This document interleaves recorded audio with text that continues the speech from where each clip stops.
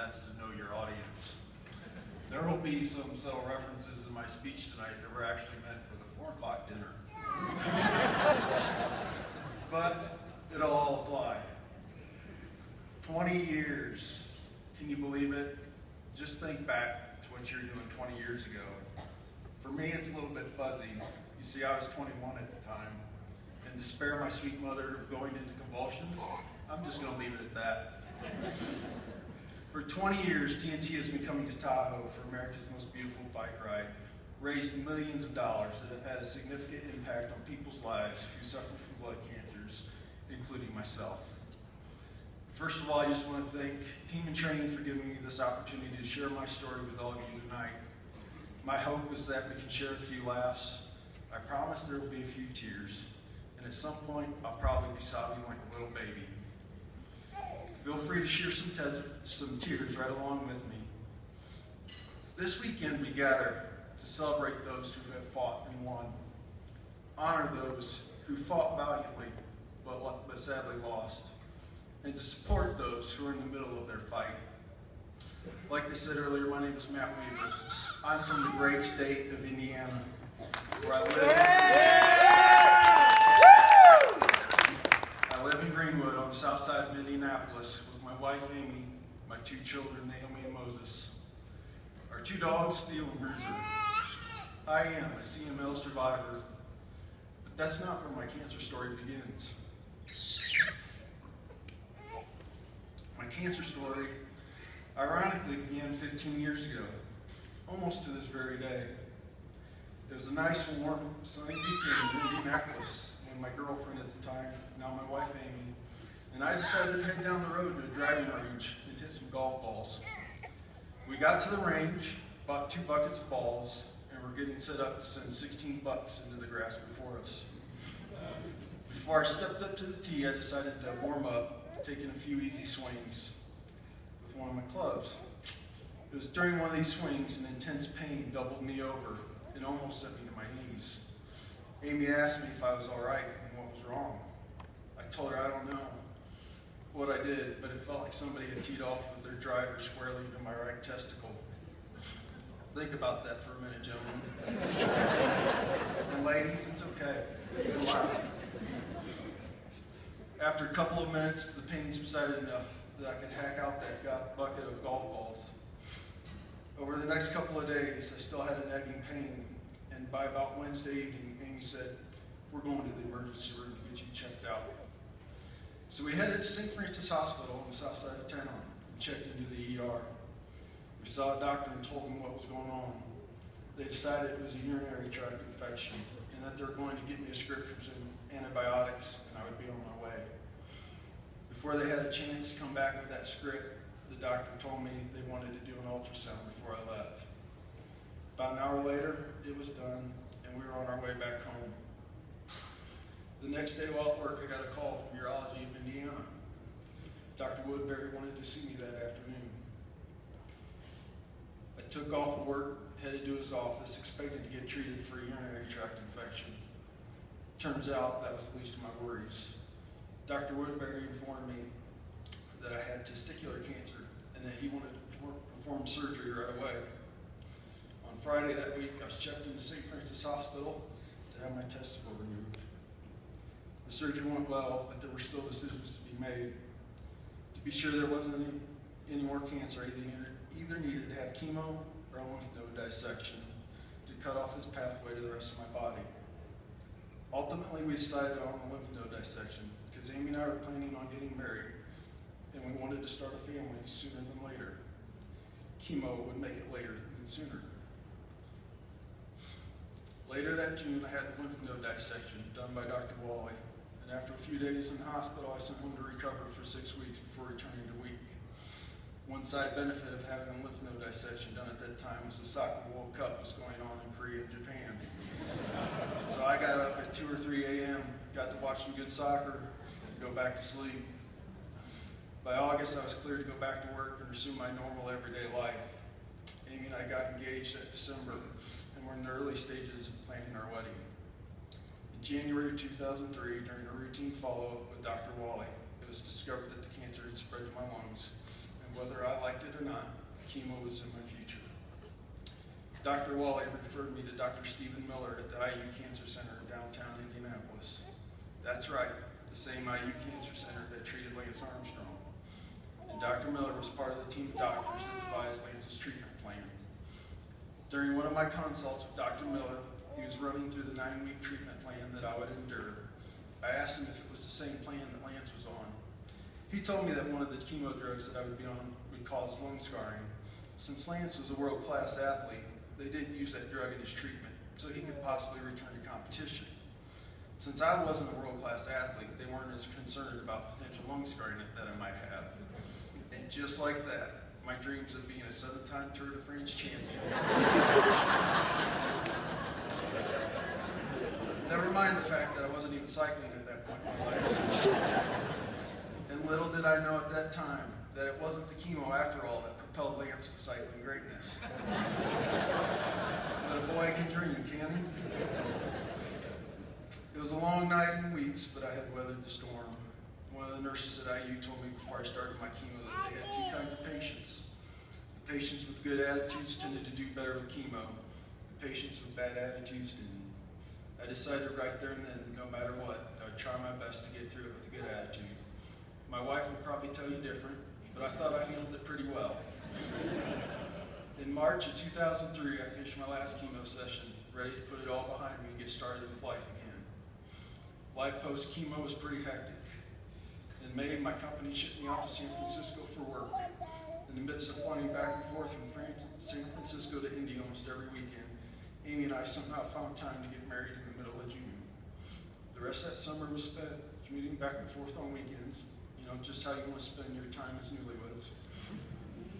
Fast forward to January of 2004, and Amy and I got the surprise of our lives. 9 months post-chemo, we were expecting our first child.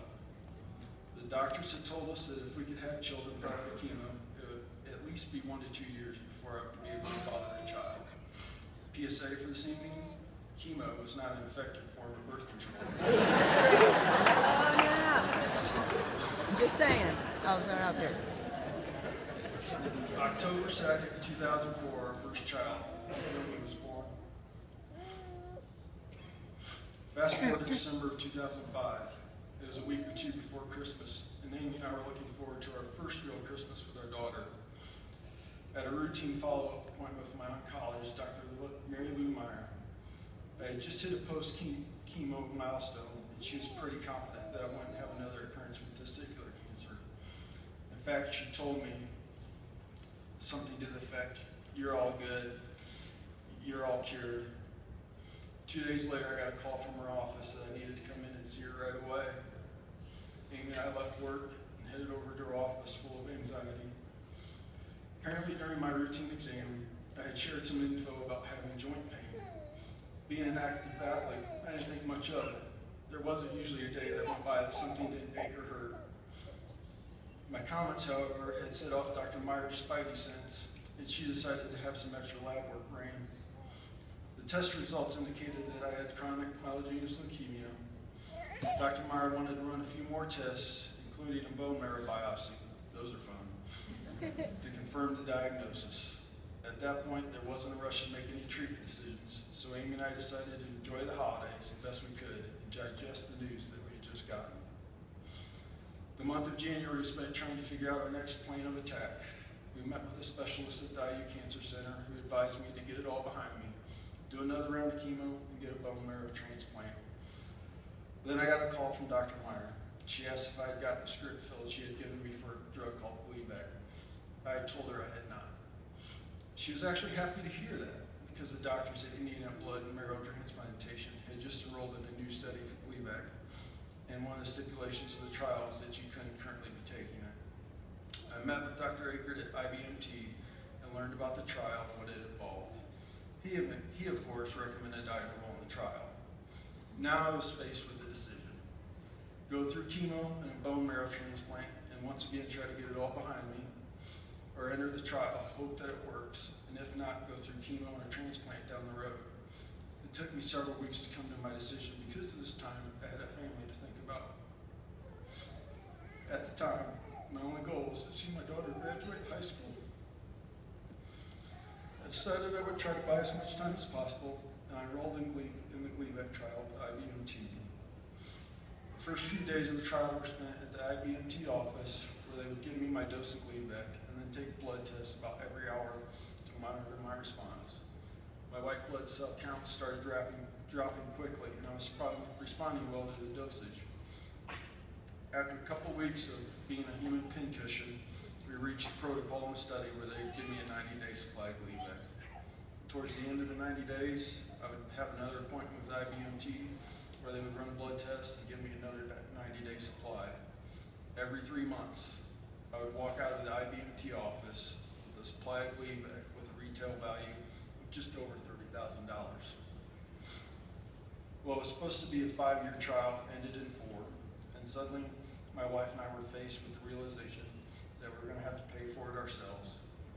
Fortunately, at that time, we had pretty good health insurance with good prescription coverage, so it wasn't a huge hit to our pocketbooks at the time.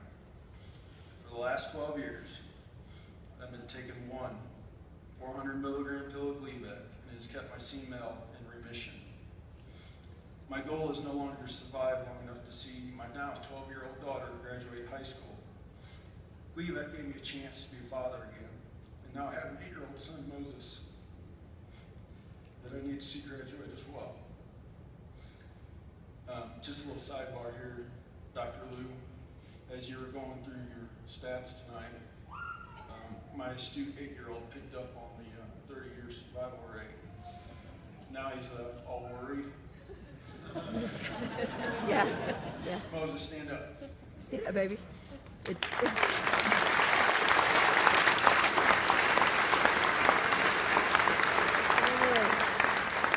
I want you to take a look around this room. a lot of people. Take a look. It's okay. See all these people sitting here? See them? It's with their help that Daddy's confident he's going to be around for a long, long time. Okay.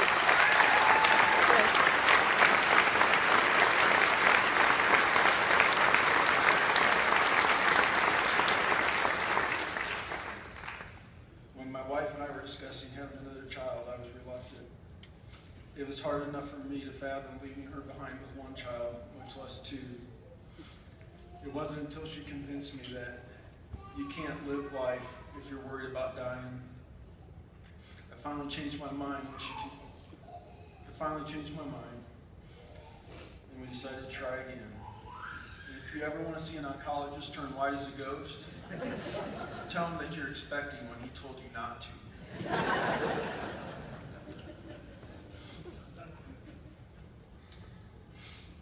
Gleevec, in part, has given me the confidence to live my life without fear or worry. LLS and team training are near and dear to my heart because they were instrumental in funding the research that led to the development of Gleevec. I stand before you tonight largely because people took the time years ago to raise money and participate in Light the Night Walk, a marathon, a hike, a triathlon. And 20 years ago, people were crazy enough to ship their bikes across the country to South Lake Tahoe to participate in America's most beautiful bike ride.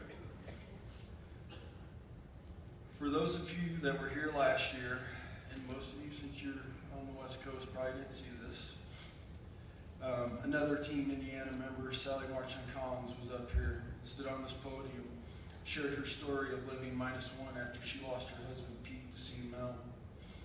If you were not here, I highly recommend you look up the speech on YouTube.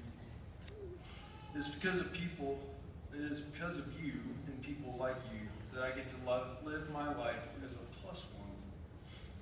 I am blessed to live in a community that has world-class adult and pediatric cancer treatment centers within 15 to 30 minutes of my house. I am blessed that I have friends and family close by that could drop what they were doing to help shuttle me back and forth to treatment. Not everyone is as fortunate, and the support services that LLS is able to offer, due in no small part to the funds that are raised through your efforts, are just vitally as important as the money that goes towards research. Many of you are here this weekend because you have a close personal and emotional connection to someone like me who has been diagnosed with leukemia or lymphoma. Some of you are here this weekend may not have that close personal and emotional connection, but are here to support a friend that does. And some of you may be here this weekend as part of a corporate team, and you just wanted to be part of it.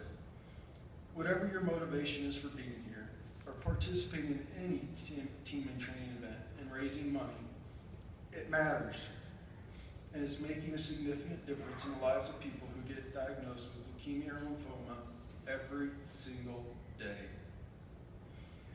As someone who's had their life directly impacted by research funded by LLS, I just want to encourage you to keep participating in TNT events and keep raising money.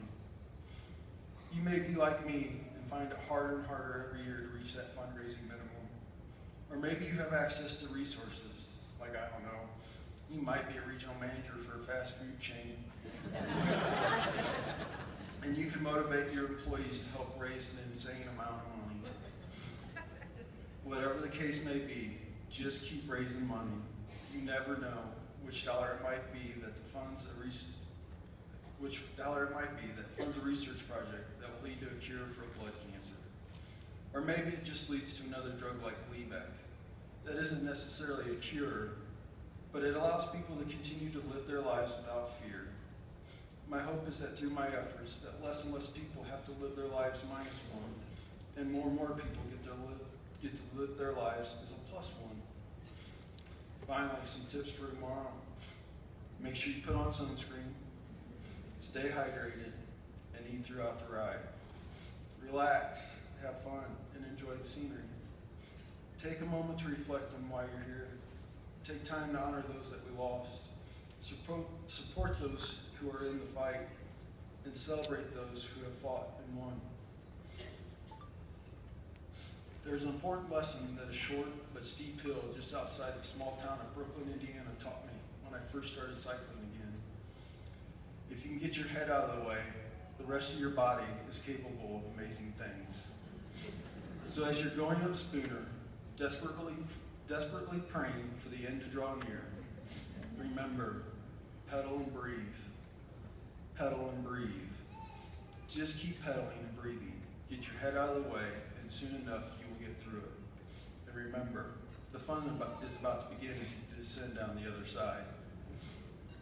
Before I end this, I just want to take a moment once again to thank Team and Training for giving me this opportunity, as well for all the wonderful work that you and LLS do.